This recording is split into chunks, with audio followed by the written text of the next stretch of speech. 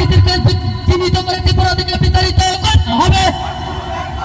অবিলম্বে বাংলাদেশিদেরকে চিহ্নিত করে ত্রিপুরা থেকে বিতাড়িত করতে হবে।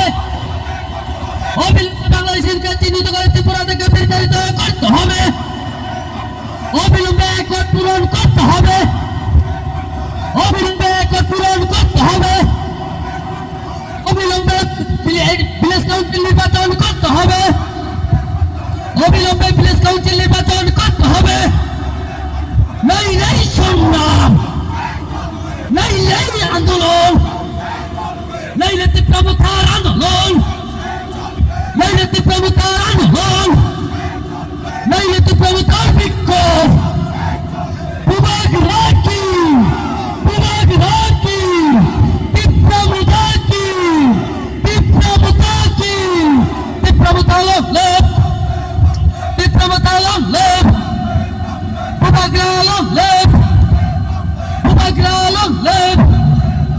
অবিলম্বে বাংলাদেশিদেরকে চিহ্নিত করে ত্রিপুরা থেকে বিতাড়িত করতে হবে। অবিলম্বে বাংলাদেশিদেরকে চিহ্নিত করে ত্রিপুরা থেকে বিতাড়িত করতে হবে। অবিলম্বে একট পূরণ করতে হবে। অবিলম্বে একট পূরণ করতে হবে।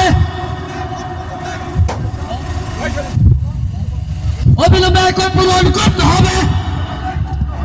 মথা এবং বুবাগ্রার নেতৃত্বে আমরা সবাই জানি যে ত্রিপাক্ষিক যে অ্যাকর্ডটা উইদিন 6 মান্থের মধ্যে ইমপ্লিমেন্ট করার কথা, কিন্তু আজকে অ্যারাউন্ড 2 বছর হয়ে গেছে, এখন আমরা এই অ্যাকর্ডটা বাস্তবায়ন হয়নি।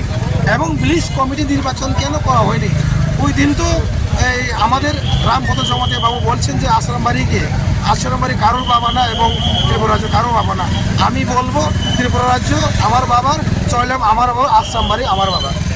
আপনি কেন ভিলেজ কাউন্সিল নির্বাচন কেন করছেন? আপনি কেন করছেন না? আপনি কথা বলুন, ভিলেজ কাউন্সিল নির্বাচন নিয়ে আপনি কথা বলুন, কেন বলছেন না?